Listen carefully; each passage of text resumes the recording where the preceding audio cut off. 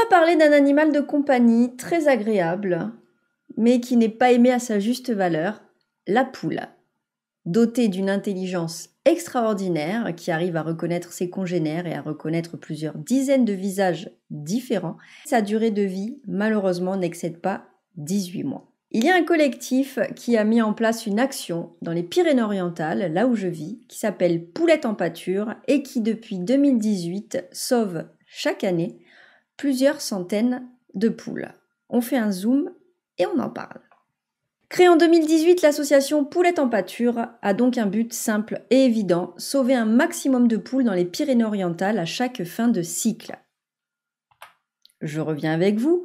Le cycle, qu'est-ce que c'est ? Eh bien, une poule va être rentable pour son éleveur de sa 13-14e semaine jusqu'à ses 18 mois, là où elle va pondre beaucoup. Mais à partir de 18 mois, il va y avoir un déclin dans la ponte et donc ça n'est plus du tout rentable pour l'éleveur. Et donc, il les ramasse, il les fait stocker dans un camion et il les envoie à l'abattoir. Pour vous montrer comment se passe un transport de poules, je vous laisse avec cette vidéo. Elle a été filmée par la FFP Animal TV il y a 7 ans, mais les choses n'ont pas beaucoup changé. Voilà le spectacle d'un camion que je viens d'arrêter. Destiné à pondre, poule pondeuse. Aucune protection, il pleut à verse. Vous voyez le travail ? Voilà. Et voilà, regardez. Regardez le spectacle. Elles sont l'un sur l'autre. J'attends la gendarmerie, j'espère qu'ils vont se déplacer. Voilà ce que subissent les poules pondeuses, celles qui servent donc à mettre des œufs sur le marché. L'idée du projet, c'est de récupérer le plus de poules chez les éleveurs volontaires qui veulent eux aussi les sauver. En moyenne, près de 2000 poules sont sauvées à chaque fin de cycle dans le département. Ces poules qui n'ont jamais vu la lumière du jour et qui sont soumises à des cycles journaliers accélérés sont souvent fragilisées. Une fois récupérées auprès des éleveurs, ces dernières sont surveillées, soignées et couvées pendant quelques jours dans une zone tampon de l'association. Alors effectivement, je vais me rendre sur le Facebook de Poulettes en pâture et on peut voir malheureusement effectivement voilà l'état de ces petites poulettes quand elles arrivent. Forcément, elles vivent, ce sont des poulettes de code 2. On va aller voir après justement la différence qu'il y a entre les codes 3, les codes 2, les codes 1, les codes 0.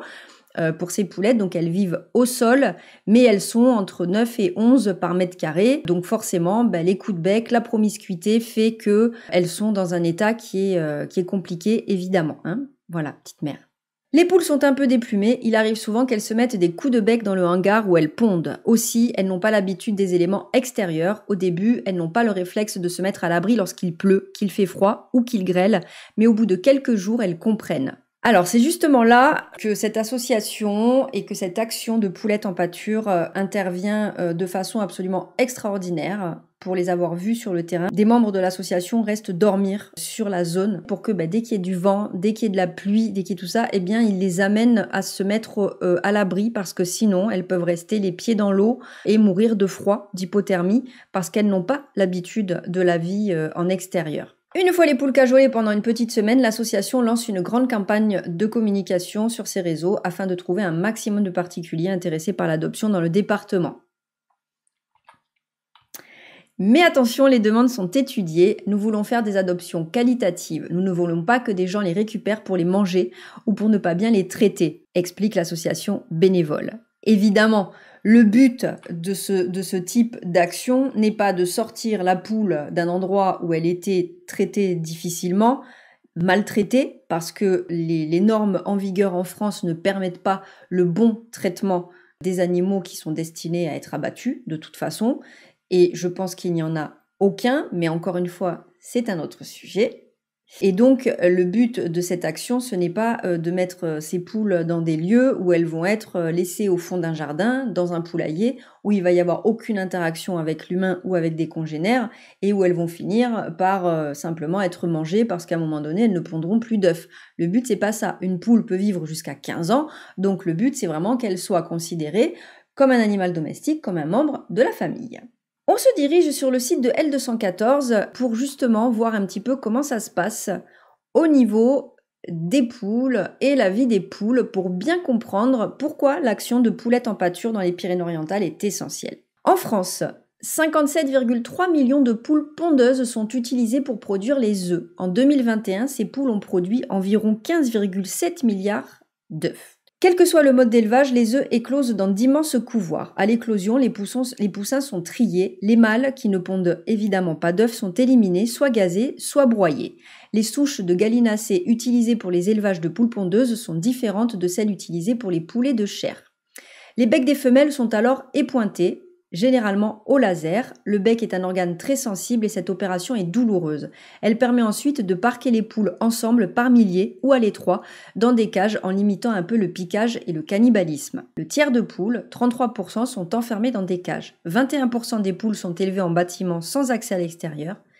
46% sont élevés en bâtiment avec un accès au plein air.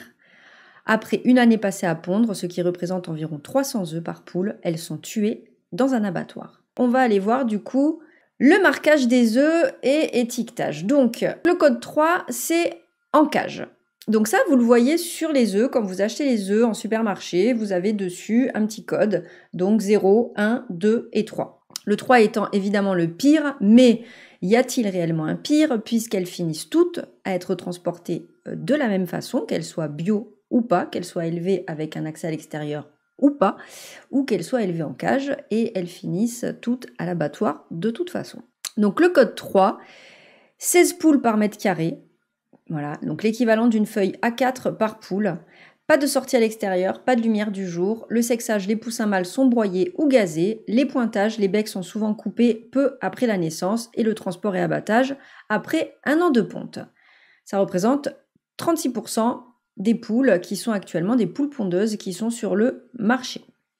Le code 2, au sol en volière, et ce sont ces poules-là que le collectif Poulettes en pâture sort pour leur trouver de nouveaux adoptants et leur permettre une nouvelle vie. C'est 9 poules par mètre carré, pas de sortie à l'extérieur, pas de lumière du jour, les fenêtres sont vraiment optionnelles. Les poussins mâles sont broyés ou gazés, les becs sont souvent coupés peu après la naissance et le transport et l'abattage après 1 an, dit 1 an et demi de ponte. Et il n'y a pas quelqu'un, si vous voulez, qui est là et qui passe sa journée à compter en disant « Non, Mireille, tu te pousses un petit peu s'il te plaît parce que là, tu as empiété sur le mètre carré d'à côté. » Donc, on se doute que forcément, voilà. Et surtout, comme elles sont des milliers, l'éleveur et les personnes qui travaillent à l'élevage n'ont pas l'œil pour voir celles qui sont étouffées, puisque comme elles sont nombreuses, elles finissent aussi par s'étouffer les unes les autres, celles qui sont blessées et qui finissent par avoir des infections et mourir sur place. Bref, c'est une vie absolument atroce. Le code 0 et le code 1, c'est le plein air et le bio, 46% des poules en France, 6 à 9 poules par mètre carré en intérieur, accès à l'extérieur, 4-5 mètres carrés par poule ou 10 mètres carrés par poule pour les œufs nature et progrès. Elles ont accès à la lumière du jour. Le sexage, c'est toujours pareil pour les petits poussins mâles qui sont broyés ou gazés, ou jetés contre les murs ou étouffés dans des sacs poubelles. Les pointages, les becs sont souvent coupés peu après la naissance et le transport et l'abattage après 1 an de ponte également. J'ai changé de côté pour que vous puissiez voir ce que je vois, je m'en étais pas rendu compte. Les pointages et l'action de raccourcir le bec, cela se fait le plus souvent avec une lame à haute température peu après la naissance du poussin. Cette mutilation atténue la gravité des agressions dues à la promiscuité.